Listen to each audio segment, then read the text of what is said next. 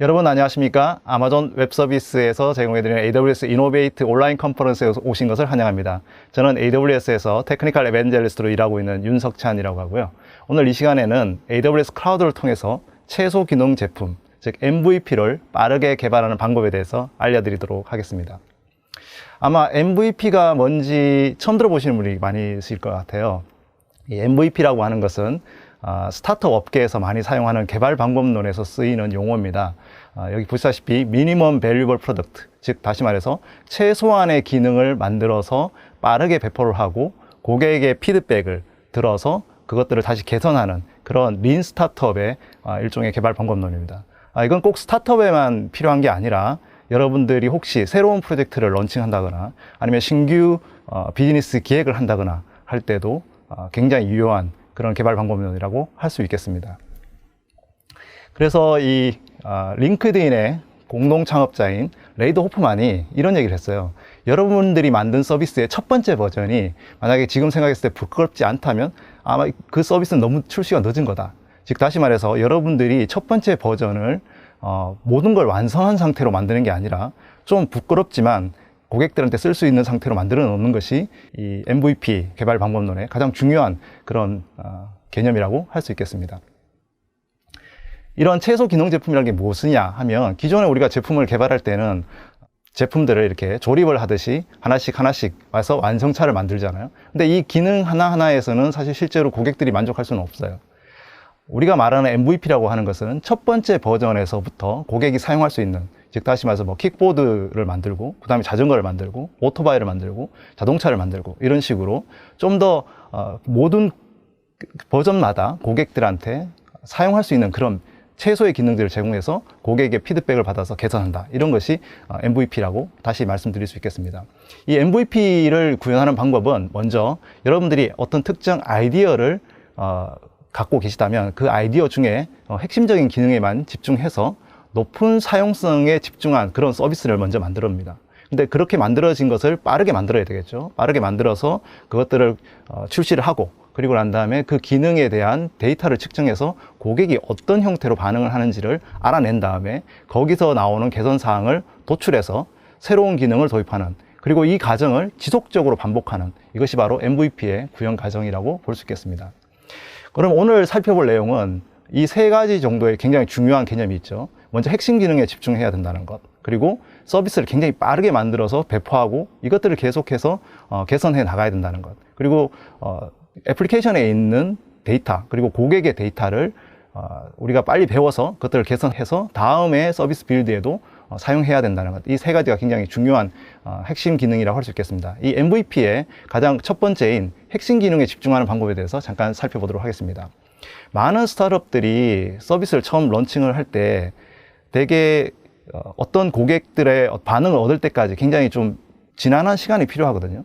그런데 많은 스타트업들이 어떤 오류에 빠지냐면 첫 번째 그 버전을 만드는데 기능을 너무 많이 구현하는 수가 있어요. 지금 이제 이 동그라미 크기가 어떤 뭐 중요도에 따라서 아니면 난이도에 따른 어떤 구현이라고 하면 굉장히 초기에 많은 것들을 구현을 해서 오히려 고객들이 이 제품이 뭔지 인식하기 어려울 정도의 그런 어떤 오류를 범할 수가 있습니다.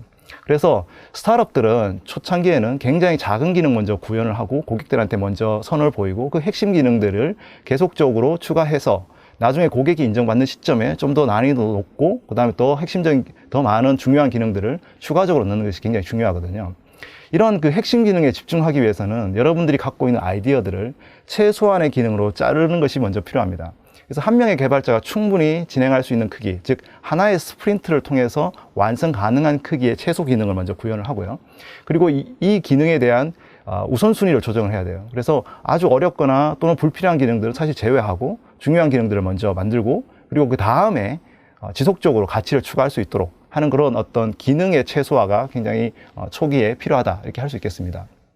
우리가 우선순위를 만약에 선정하는 방법이 있다면 두 가지가 있을 텐데, 한 가지는 고객의 영향이 높으냐 낮냐, 그리고 이 구현이 힘드냐 아니면 빠르게 구현할 수 있냐, 이것을 이제 사분면으로 우리가 우선순위를 측정할 수 있는데 가장 우리가 먼저 생각하는 부분이 이쪽이에요.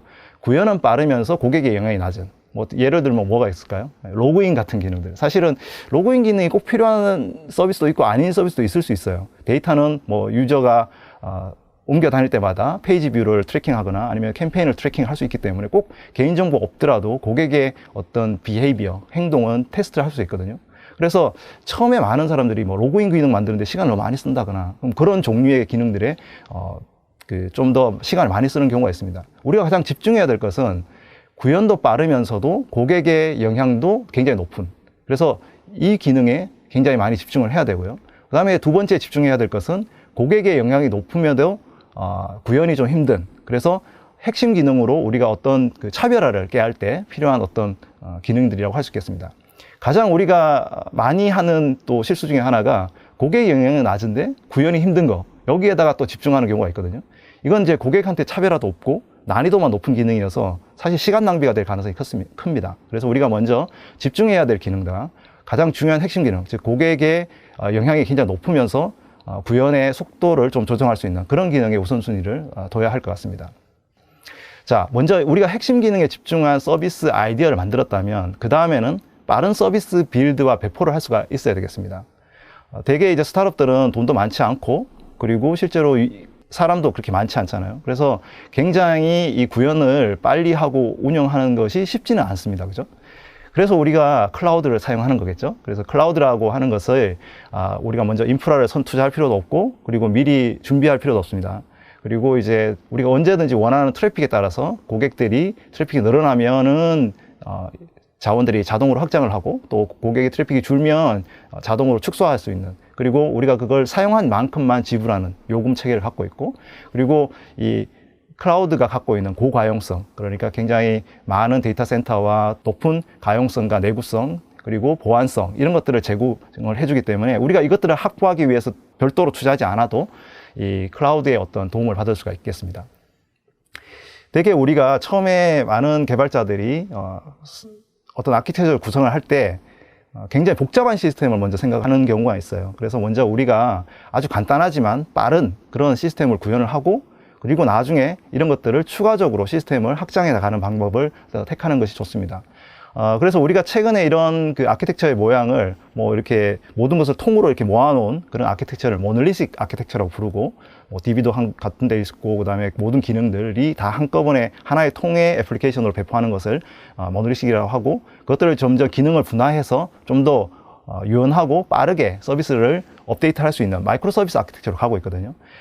그런데 이 마이크로 서비스 아키텍처가 꼭 중요한 베스트 프랙티스는 아니에요. 만약에 여러분들이 처음 시작하는 거라면 모놀리틱 아키텍처도 충분합니다. 그래서 이 모놀리틱 아키텍처로도 여러분들이 원하는 애플리케이션을 구성할 수가 있고요. 우리가 일반적인 클라우드 아키텍처에서 말하는 그런 아키텍처도 모놀리틱으로 우리가 구현해서 제공을 할 수가 있습니다. 이 AWS 클라우드에서 우리가 여러분들이 애플리케이션을 만든다고 하면 웹 서버가 있고 데이터베이스가 있고, 그리고 이 앞에 로드 밸런서에 있어서 이 서버 한 대가 아니라 서버 두 대를 나눠서 서버 한 대가 죽더라도 로드 밸런스를 조정을 해서 운영할 수가 있고요. DB도 하나가 죽더라도 다음 슬레이브가 DB가 돼서 운영할 수 있는 그런 아키텍처가 가용성도 높고 가장 기본적인 아키텍처가 되겠습니다. 여기 이제 어베일러빌리티 존이라고 하는 가용 영역에 서버들을 나눠놨잖아요. 이 얘기는 뭐냐면 데이터 센터가 혹시 장애가 났을 경우에도 충분히 대응할 수 있는 그런 고가용성을 확보할 수가 있습니다. 여기에 이제 제가 초기에 이제 소개해 드릴 서비스가요, AWS에서 제공해 드리는 아마존 라이트 세일이라고 하는 서비스고요. 이 서비스는 가상 서버 호스팅을 제공을 해 줍니다. 초기에는 이 서비스가 그냥 웹 호스팅 또는 뭐 웹 서버 호스팅 정도의 서비스만 제공을 했었는데 지금은 기능이 굉장히 많이 늘어났어요. 그래서 서버와 DB도 제공을 하고 DNS 관리 기능도 제공하고 IP가 필요하면 IP도 5개까지 지원을 해주고요. 그리고 VPC 네트워크 사설망도 구축을 하고, 그리고 로드 밸런싱 기능도 제공을 할 뿐만 아니라 다른 AWS 서비스와 연계도 할 수가 있습니다. 그래서 이제 이 아마존 라이트 세일이라는 것이 여러분들이 이제 AWS에 있는 콘솔하고는 조금 다른 모양으로 별도의 서비스처럼 구성이 되어 있어요. 그래서 잠깐 어떻게 구성이 되어 있는지 잠깐 살펴보도록 하겠습니다.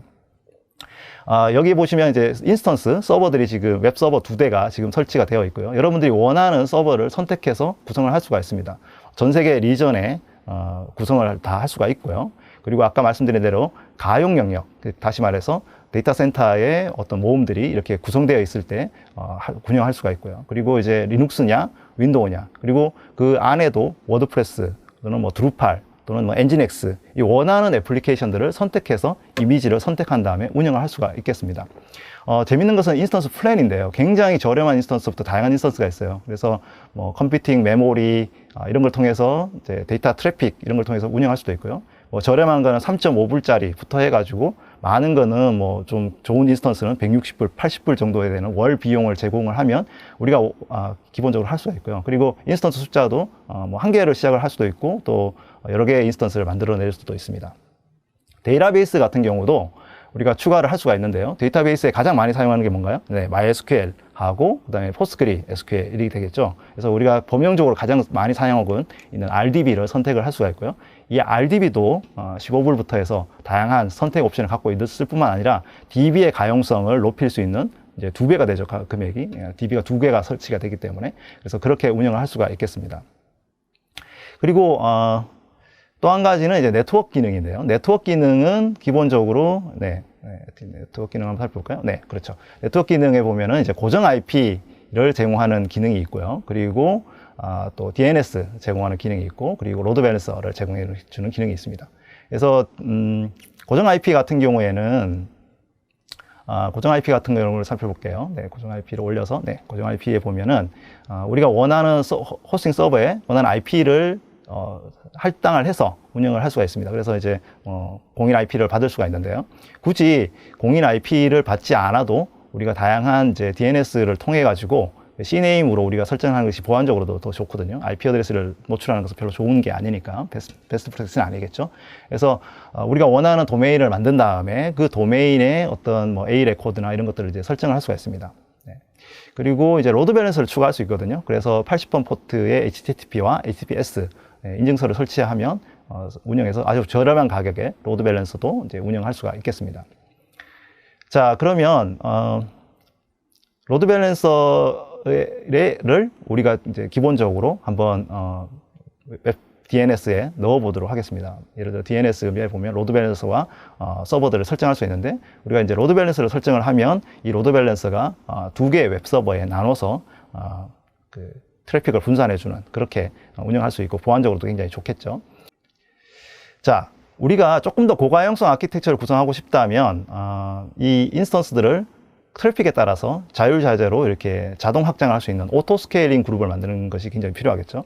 그래서 이 오토 스케일링 그룹을 추가를 하고 싶다면 우리가 필요한 서비스가 AWS 엘라스틱 빈스톡이라고 하는 서비스가 있습니다. 이 서비스는 라이트셀하고 좀 다르게 우리가 원하는 애플리케이션 플랫폼을 선택을 하고 우리가 원하는 대로 소프트웨어를 업로드를 하면 그 밑에 단의 모든 일들은 자동적으로 실행이 되고 배포가 되는 아주 그런 간단한 서비스가 되겠습니다.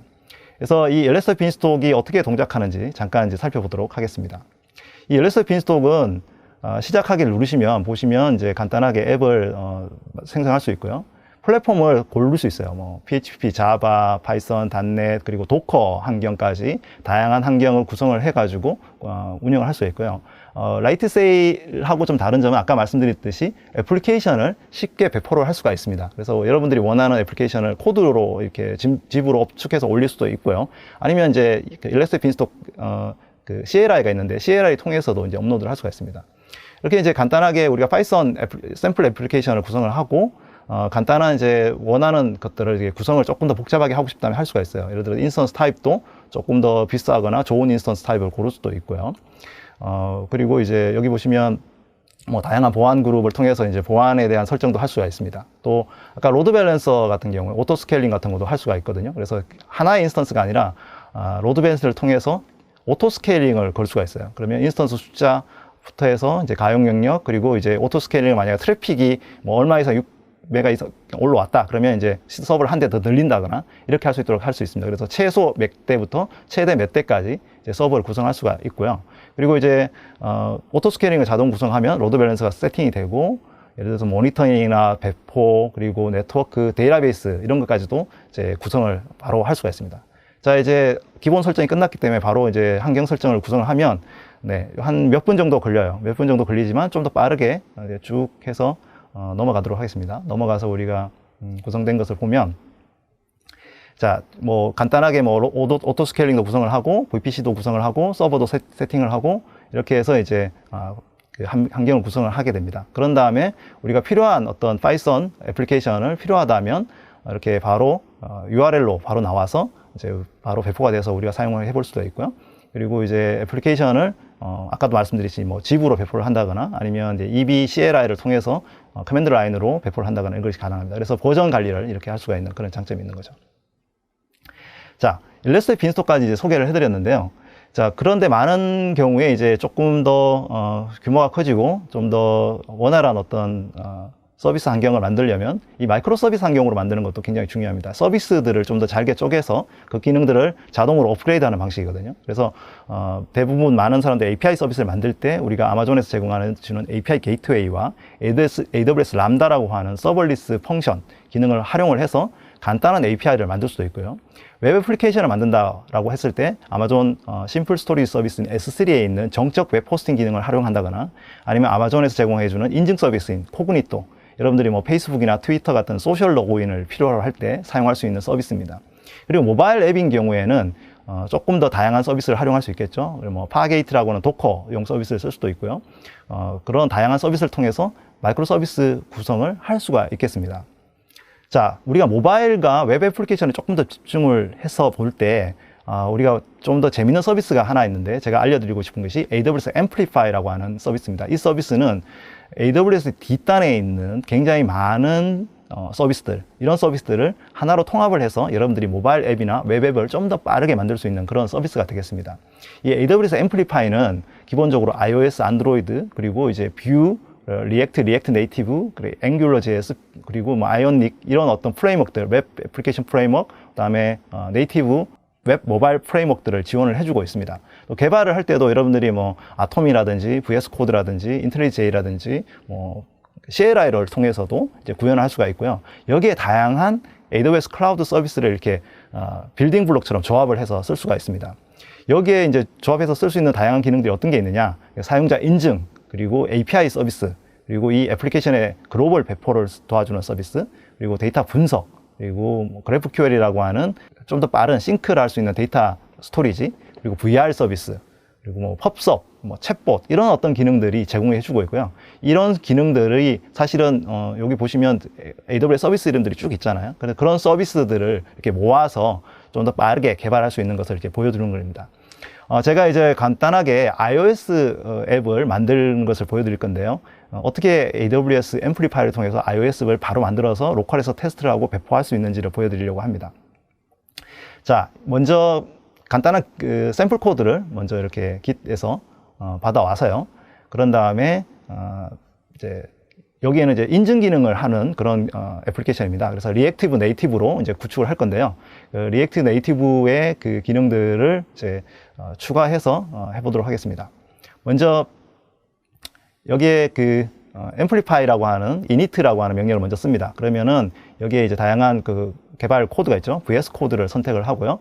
그리고 이제 AWS에 이제 접속을 해야 되면 AWS 프로파일을 이제 선택을 해야 되겠죠. 그래서 우리가 원하는 이제 인증 보안 프로파일을 선택을 하고, 그러면 이제 기본적으로 필요한 어떤 기능들이 다 이제 그냥 자동으로 구축이 됩니다. 그러면 앰플리파이에 어떤 기능이 이제 추가됐는지 보면은 인증 기능, 그러니까 아마존 코그니토라고 하는 서비스에 연동되어 있는 인증 기능이 이제 추가된 걸 보실 수가 있어요. 그러면 앰플리파이 푸시를 해서 그 인증 기능을 이제 추가해서 AWS에 그 필요한 자원들을 이렇게 한꺼번에 만들게 됩니다. 그러면 이제 로컬에서 AWS 그 자원들을 활용해서 테스트를 해볼 수가 있겠죠. 자, 그러면 이제 로컬에 필요한 어떤 애플리케이션들을 이제 리액티브 네이티브 애플리케이션들을 다 설치를 하고요. 네, 좀 더 빠르게 진행을 합니다. 그리고 난 다음에 실제로 한번 실행을 해보도록 하겠습니다. 리액티브 네이티브 앱을 자 실행을 하면 그 로컬의 이 환경에 기본적으로 빌드가 되고 이렇게 기능이 수용이 테스트 앱이 이렇게 실행이 되는 것을 보실 수가 있죠. 그 실행된 앱들을 보시면은 아주 간단한 그 로그인 기능하고 회원 가입 기능만 만들어져 있어요. 그래서 아까 이제 코그니토라는 서비스가 백핸드에서 이제 돌아가고 있는 거죠. 그래서 이제 사인업을 한번 해보도록 하겠습니다. 그러면 이제 아이디, 이메일 주소, 그 다음에 아이디, 그리고 패스워드, 그리고 뭐 핸드폰 번호, 뭐 이런 것들을 이제 회원 가입할 때 필요한 정보들을 이렇게 원하는 대로 이제 세팅을 하고 입력을 하면 그 AWS 뒷단에 그 아마존 코그니토라고 하는 서비스에 그 이 회원이 이제 가입이 되게 됩니다. 그런 다음에 이제 인증 코드를 아마 메일로 오겠죠. 그러면 이제 인증 코드를 넣어서 회원가입을 완료를 하고 로그인 한번 해보도록 하겠습니다. 자, 로그인을 하면 기본적으로 이제 뭐 그냥 뭐 로그인이 된 상태로 이렇게 보여요. 네, 뭐 별거 없습니다. 기능으로는. 그래서 지금 보시다시피 한 4분, 5분 안에 굉장히 이 로그인 기능을 아주 빠르게 그냥 구현한 걸 보실 수가 있어요. 그래서 로그아웃을 하면 이제 그냥 바로 로그아웃이 됩니다.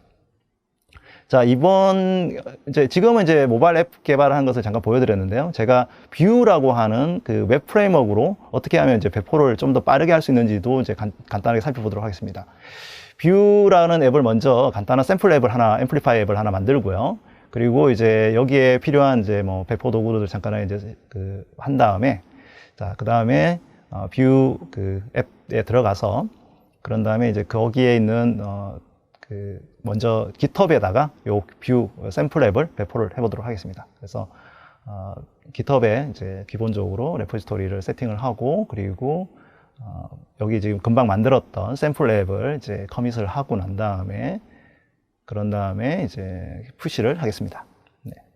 그러면 이제 어떻게 될까요? 네, 이게 이제 GitHub으로 기존의 샘플 앱이 이제 푸시가 되겠죠. 그래서 리로드를 하면, 네, 보시다시피 간단한 샘플 앱이 이렇게 나와 있는 걸 보실 수가 있습니다. 자, 이 뷰 앱을 앰플리파이의 그 콘솔에서 손쉽게 배포를 또 할 수가 있어요.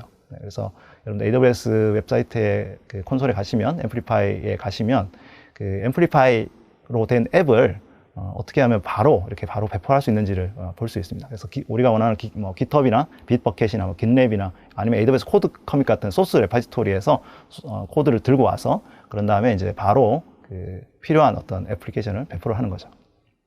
자, 뭐 GitHub을 우리가 선택을 했죠. GitHub에서 아까 그 레포지토리가 뷰 샘플 앱이 되겠고요. 그리고 여기에 이제 배포하려고 하는 브랜치가 이제 마스터로 브랜치를 하게 됩니다.